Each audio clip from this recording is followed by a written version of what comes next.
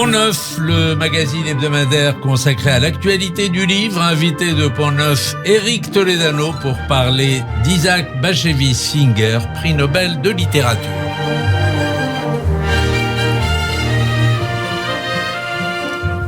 Éric Toledano, bonjour. Bonjour. Je suis heureux de vous recevoir. Vous êtes réalisateur, scénariste, dialoguiste. Vous travaillez en binôme depuis de nombreuses années avec Olivier Nakache. Vous avez fait à deux, vous avez signé de gros succès, Intouchable, Le sens de la fête, Hors normes, des succès internationaux. Vous présentez d'ailleurs cette semaine votre film Hors normes à Meknès, ville dont vous êtes originaire. Ça doit faire quelque chose, ça. Oui. C'est très étrange et ça me rend assez fier. Du coup, je crois que je vais y emmener mes parents. Voilà. Je dis vous êtes originaire, c'est la famille qui est originaire de Meknès. Oui. Vous-même, vous n'êtes pas né à Meknès. Non, je suis né à Paris.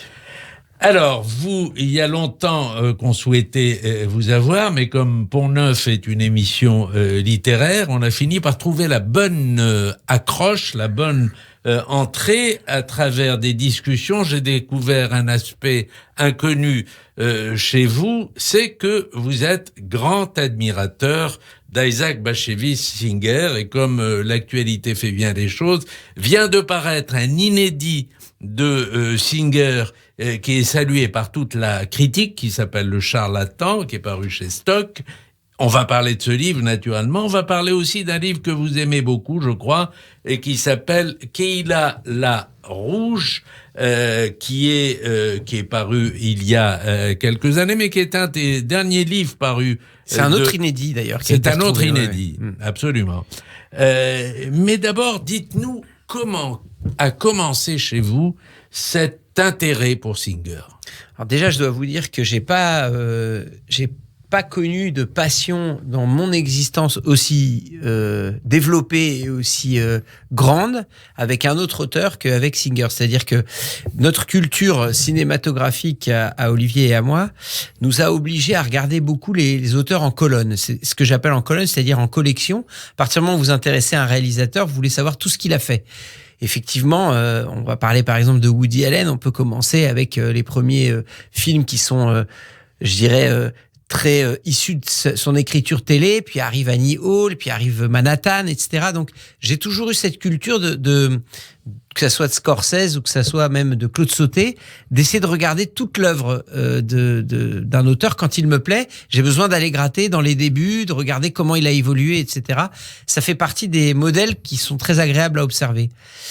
Et je crois que Bashevis Singer, c'est le seul que j'ai réussi à développer de la même manière qu'au cinéma, c'est-à-dire que j'y ai rencontré une passion qui fait que j'en suis à un niveau où j'en ai certains, mais que je garde pour plus tard à lire, parce que je voudrais pas aller au bout, si vous voulez, de toute l'œuvre, même si elle est colossale, l'œuvre de Bashevis Singer.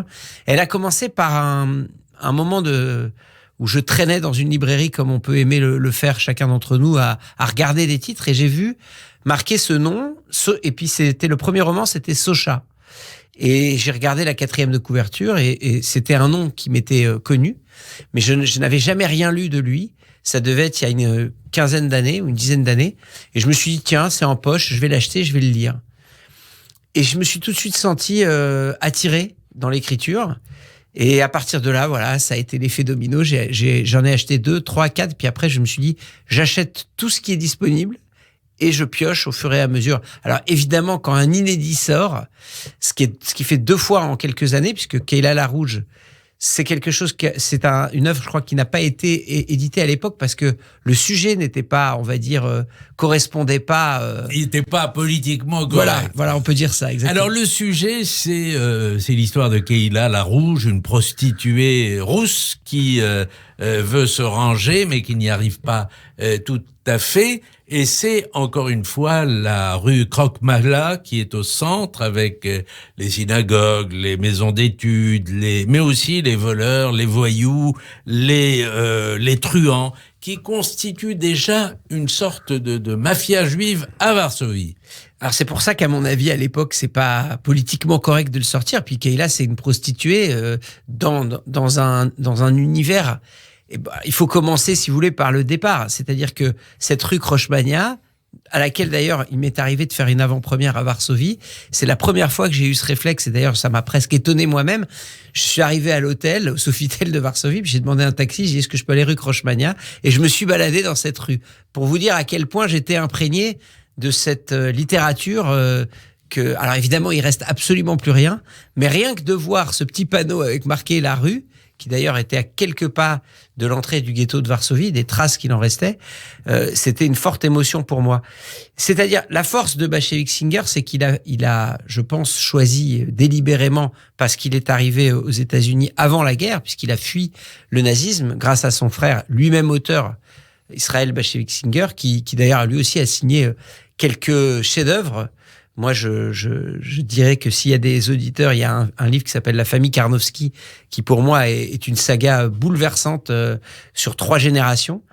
Et ça, c'est d'ailleurs, je crois que en ayant lu une biographie de Bashevik Singer, je crois qu'il aurait déclaré pendant sa remise de prix, ou à un journaliste pendant sa remise de prix Nobel, de littérature, je ne suis que le frère d'Israël Bashevik Singer, qui lui est mort, je crois en 45, juste avant qu'on découvre les camps, et il a souvent dit qu'il était mort peut-être de peur de découvrir ce qui s'était passé. Donc ils ont quand même fui, et je crois que toute l'ambition et toute l'intelligence de Bashevik Singer, c'est de recréer un monde qui a été éradiqué, mais par la vie et non pas par la mort, c'est-à-dire pas de raconter. D'ailleurs, il ne peut pas la raconter puisqu'il n'a pas vécu, mais par contre, de faire revivre tout ce qui a précédé, c'est-à-dire depuis les années 1700-1800 jusqu'à l'arrivée de certains aux États-Unis, ce qui est le cas d'ailleurs du charlatan, puisqu'on est à New York. Tout à fait à New York, et les personnages ont fait le voyage de Varsovie à New York, et ils racontent les premiers pas de cette famille d'immigrés. On va en parler. Le roman Kehila Larouche est également un roman qui a été redécouvert tardivement en 2018, mais enfin tout l'univers de Singer est déjà là, avec l'humour au quotidien qui vous a probablement accroché, enfin, moi je pense vous a frappé. Ah oui, je pense qu'il y a plein de choses qui me fascinent. Si je devais décrire ce qui me fascine, déjà il y a une façon de camper le réalisme dans la description, où dans les mots, on rentre à travers ces mots dans un univers qu'on ne connaît pas, et on s'y sent ultra familier, c'est-à-dire qu'on est rue Krochmania, et on par la description, par les mots, on est dans ses yeux, et on voit vraiment les Drotsky, la façon qu'on avait de vivre, de manger.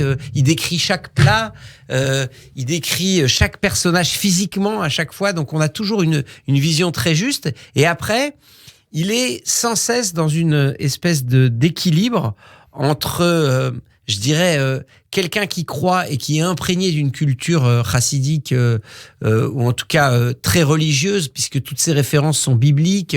Il y a sans cesse une référence je vais dire à la Genèse, à certains épisodes de la Torah, etc. Et en même temps, lui qui a passé le cap et qui est parti, si vous voulez, de l'autre côté, qui a quitté ce monde, qui a coupé ses papillotes, qui est influencé par son frère à fréquenter les milieux des artistes, le club des écrivains à Varsovie, etc.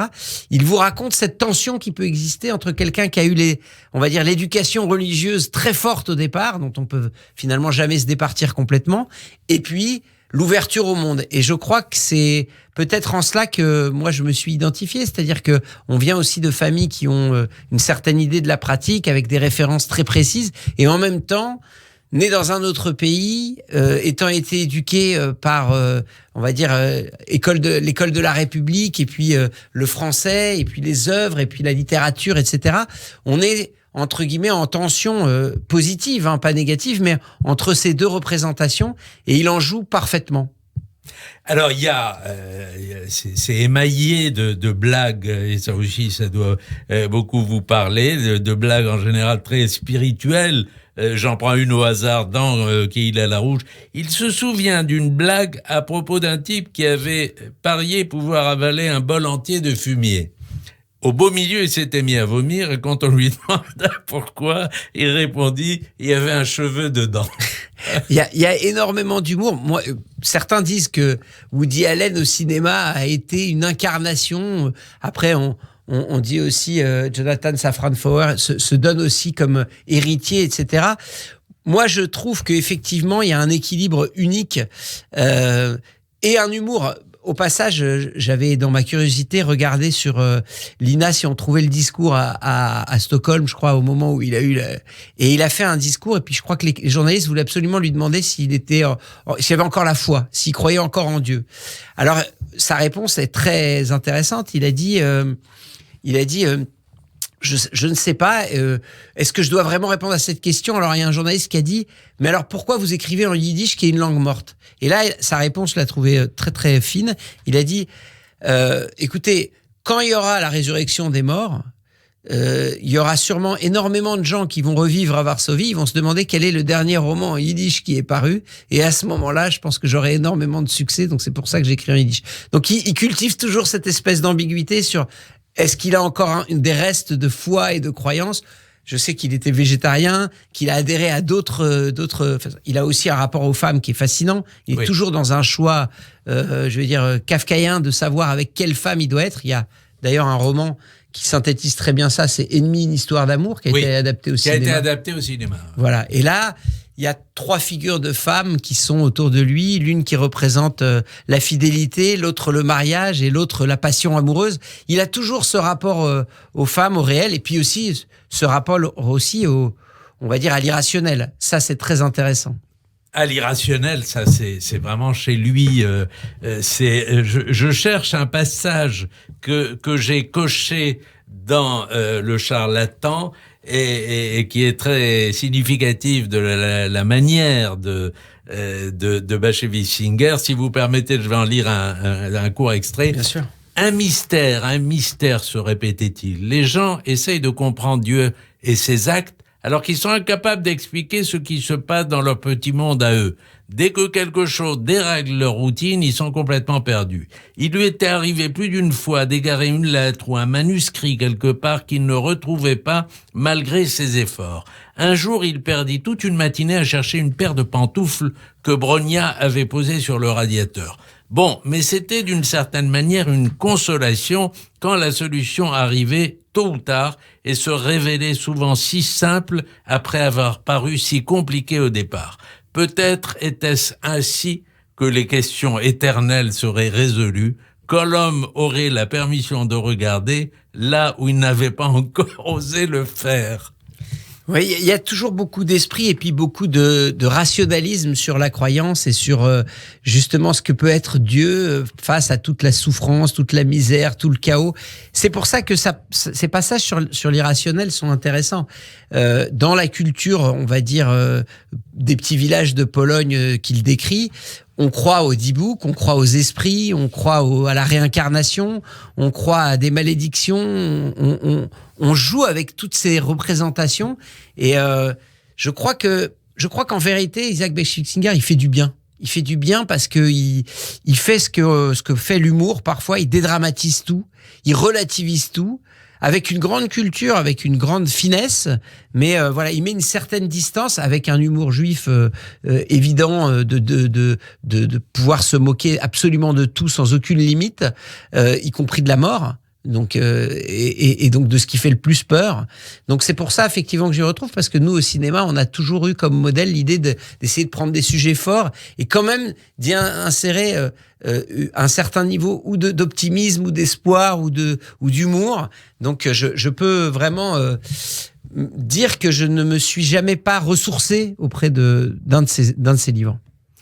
Alors, le charlatan, dans le charlatan, il y a de grandes similitudes avec Eila Larouche. Les 2 livres sont parus, vous l'avez dit, d'abord en feuilleton dans le journal Yiddish Forward. Et dans les 2 cas, c'est une histoire, toujours une histoire de mari abandonné, de mari trompé, et puis ce mélange dont vous parlez entre le religieux et le profane qui est constamment présent. Oui, il y a eu aussi un livre qui me revient en tête, c'est Le Magicien de Lublin, qui raconte aussi les hésitations. En fait, il a une espèce de problème avec le choix amoureux, avec le choix de l'engagement avec les femmes. D'ailleurs, je crois que dans sa propre vie, ça a été compliqué, mais qu'il avait un rapport à la gente féminine très précis. Les derniers témoignages qu'il y a racontent que c'est lui qui traduisait aussi ses livres du yiddish à l'anglais, parce que le yiddish, apparemment, moi je n'y connais pas grand-chose, mais il y a quelqu'un qui disait justement que c'était la seule langue où il y avait 50 mots pour décrire le mot fou. Alors, c'est vraiment très riche en images, mais pour les traduire en français. Donc lui, il supervisait lui-même la traduction en anglais, mais avec une ribambelle de femmes, et uniquement de femmes, et je crois qu'il a toujours eu ce rapport. Et la traduction anglaise devenait la matrice de toutes les autres traductions, puisque Marie-Pierre B, à laquelle il faut rendre un hommage parce qu'elle a fait beaucoup pour l'œuvre pour l'œuvre, et je crois qu'elle doit nous écouter, parce que je lui ai dit votre passion et elle doit écouter cette émission. Et ben, elle traduit de l'anglais, mais toujours en vérifiant qu'elle ne fait pas de fausses interprétations. Je me permets de la féliciter parce que c'est à chaque fois remarquable à quel point on se pose pas la question, et quand on voit pas les coutures, c'est que c'est un travail qui est toujours joliment fait. Bernard Pivot, dans le JDD, n'hésite pas à parler à propos du charlatan de chefs-d'œuvre. Il vante surtout la qualité des dialogues. La qualité de dialoguiste de Singer. Les affrontements tête-à-tête ou au téléphone sont vifs et drôles, les réparties fulgurantes. J'imagine que ça vous touche, ça aussi, chez Singer. Oui, alors il y a un sens de la dramaturgie qui est phénoménal, c'est-à-dire qu'à chaque fois les rebondissements, les dialogues sont très percutants et les situations sont toujours incroyables. D'ailleurs, à chaque fois, il y a beaucoup de nouvelles aussi. Moi, j'ai lu beaucoup de nouvelles. Il y en a une d'ailleurs qui... Pratiquement, je me dis presque que chaque nouvelle pourrait faire une matrice d'un film. Tellement, à chaque fois, l'idée de départ, elle pourrait être développée et elle est bonne. Vous parlez de Bernard Pivot, c'est assez étonnant, mais à un moment, dans ma névrose sur Bashevik Singer, j'ai essayé de chercher des interviews de lui sur Internet, et il y en a une seule vraiment intéressante et balèze, on peut dire. C'est sur Apostrophe, l'émission qui passait à l'époque où j'étais un peu plus jeune. Et c'est Bernard Pivot qui interviewe, et elle est totalement accessible sur l'INA. Et bon, il faut l'acheter, je crois qu'elle coûte 2 € et elle dure 1h30. Et c'est fascinant de le voir et de le voir ce rapport qui cette interview m'a complètement, je sais pas, elle m'a intrigué, et je trouve que le personnage est vraiment intriguant à plusieurs niveaux. Celui-là et celui de son frère. Moi, je trouve que d'ailleurs les deux sont un peu indissociables. Parce que il y a aussi les frères Ashkenazi, qui est un très beau livre du frère. Mais franchement, la famille Karnowski, ça aussi, c'est vraiment une histoire de la trajectoire depuis les shtetl jusqu'à Berlin et l'assimilation, jusqu'à l'arrivée aux États-Unis et la montée du nazisme. Il y a d'ailleurs en filigrane un témoignage sur l'histoire des Juifs à ce moment-là, qui est phénoménal. Et cette arrivée à New York aussi, elle est incroyable. Et c'est le sujet du charlatan. C'est de voir comment, justement, les gens qui ont échappé ou qui ont fui ou qui se sont rendus compte à temps ont ce rapport. D'ailleurs, et il y a aussi un autre thème qui est toujours très présent, dans le charlatan, c'est la culpabilité. La culpabilité, par exemple, chez une des femmes qui est avec le héros, d'avoir laissé deux enfants à Varsovie, au cas où, et de comment, qu'est-ce qui se passe? Est-ce qu'on a les nouvelles de ce qui se passe là-bas?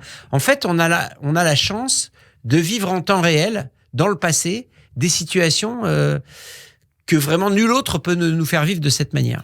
Alors, il y a aussi Frédéric Becbédé qui est tout aussi élogieux que Pivot et qui dit dans le Figaro Magazine: ne cherchez plus le meilleur livre de la rentrée de janvier. Si Isaac Bashevis Singer publie un roman inédit, tous les autres livres en librairie ne valent plus un clou. Et il va loin. Il fait aussi un parallèle très intéressant. Vous parliez tout à l'heure de Jonathan Safran Foer, mais il fait un parallèle très intéressant avec Saül Bellow. Qui est aussi prix Nobel. Qui est aussi prix Nobel. Et effectivement, il y a beaucoup de choses qui sont très proches, et notamment dans l'humour. Alors, Éric Toledano, il y a eu des adaptations au cinéma d'Isaac Bashevis Singer. Le monde est un grand chêne, qui est un film d'animation. Ennemi, dont vous avez parlé, une histoire d'amour. Et puis, Yentl avec Barbara Streisand.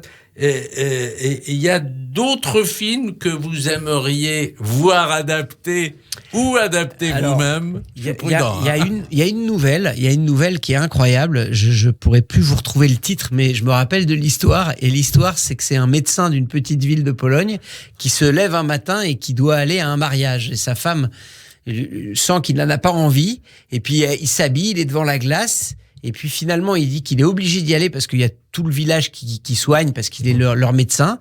Et puis sur la route, il y a un accident. Et il est retardé, il est très énervé. Il voit une civière, des pompiers, une ambulance. Et puis finalement, il arrive au mariage et il retrouve un amour de jeunesse avec qui il aurait dû se marier. Et puis comme il y a une synagogue et un rabbin, il lui dit pourquoi on se marierait pas. Et puis tout commence à être un tout petit peu déréalisé, comme un peu fantasmagorique comme ça. Et puis il n'est que face à des situations complètement inédite pour lui, jusqu'à ce qu'il se rende compte qu'en fait c'est lui qui était mort et que la personne qui était dans l'ambulance c'était lui et qu'il était en train de passer un peu dans la 4e dimension. Je pense que c'était assez brillant. Je pense qu'il y aurait un film à faire là-dessus, ça c'est certain. Après, je vous disais, il y a énormément de livres qui se prêterait à être adapté. J'ai été un peu déçu par l'adaptation hollywoodienne de Ennemi, une histoire d'amour que j'ai trouvée très hollywoodienne. Mais par contre, il y a une histoire que raconte Barbara Streisand dans un documentaire qui est paru sur sa vie, que je trouve très Bashevis Singer dans l'esprit. Bashevis Singer raconte beaucoup l'histoire de signes, qu'il y aurait des signes, de présence d'autres personnes qui communiqueraient, des âmes qui erreraient, etc.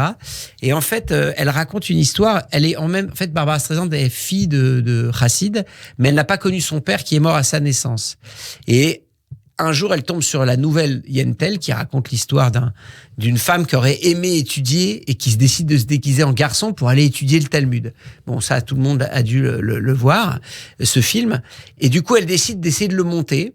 Mais les producteurs ne veulent pas. Personne ne veut de ce projet-là. Elle vient de faire Nos plus belles années avec Robert Redford. Elle chante magnifiquement bien. Tout le monde lui conseille de rester dans son segment et de pas aller adapter cette nouvelle de cet auteur où elle serait déguisée en religieux pour aller étudier le Talmud. Et puis au bout de 2 ans, elle décide de lâcher prise.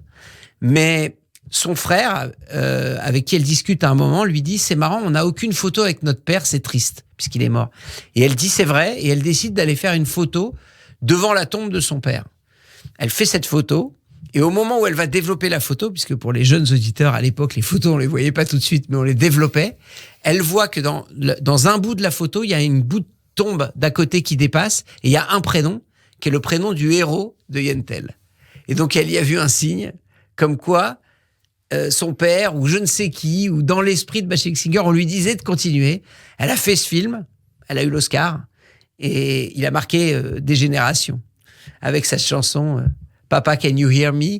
C'est une adaptation qui a fait vraiment, je pense, qui a été nécessaire pour elle, et je trouve que l'histoire reflète bien sa connaissance de l'œuvre de Bashevis Singer. Il y a 2 histoires que moi j'aime bien, je le dis rapidement. C'est, on lui a demandé un jour, est-ce que vous croyez au diable? Il dit oui, je crois au diable. Et sinon, comment vous expliquez les clés de ma voiture que j'avais déposées là, elles ont disparu, je les cherche et je les trouve pas. Comment vous expliquez ça? Et la deuxième histoire qui est encore plus belle parce qu'elle est vraiment singerienne, c'est le personnage qui dit à son ami, je reviens de Varsovie, c'est extraordinaire, j'ai vu un juif toute la journée, il ne pense qu'à la Guémara, à la Torah, au mitzvot, etc. J'ai vu un juif toute la journée, il ne pense qu'à faire de l'argent, à être dans la finance. J'ai vu un juif toute la journée, il ne pense que aux femmes. Aux femmes, c'est un coureur de jupons, etc. Alors, son ami lui dit, mais c'est pas étonnant, Varsovie est une grande ville, il y a toutes sortes de juifs. Il dit, non, c'était le même juif.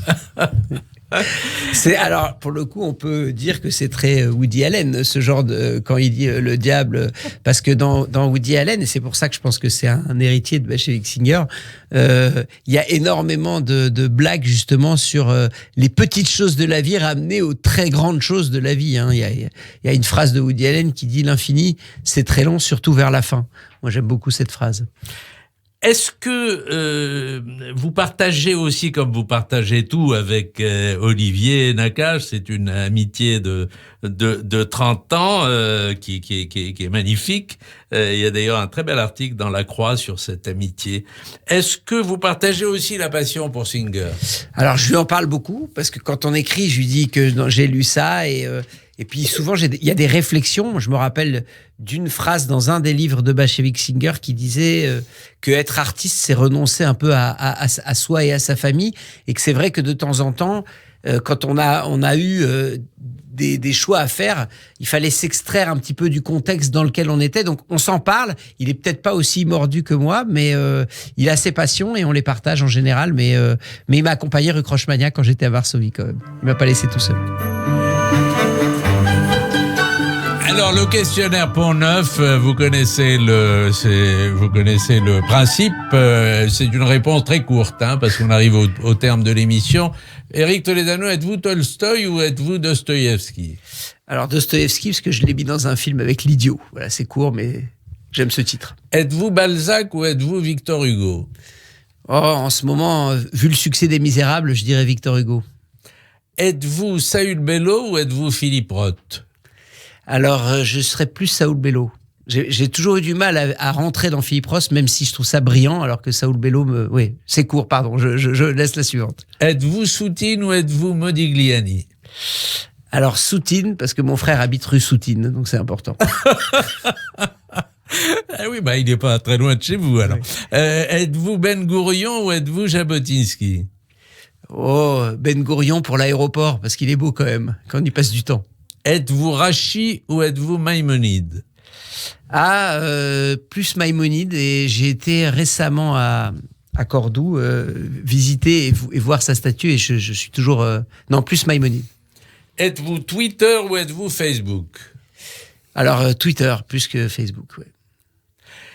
Merci Éric Toledano. Merci vous recevez, nous avions le plaisir de vous recevoir aujourd'hui pour parler d'Isaac Bashevis Singer, prix Nobel de littérature. Je signale Le Charlatan qui vient de paraître aux éditions Stock et Keïla Larouche en livre de poche.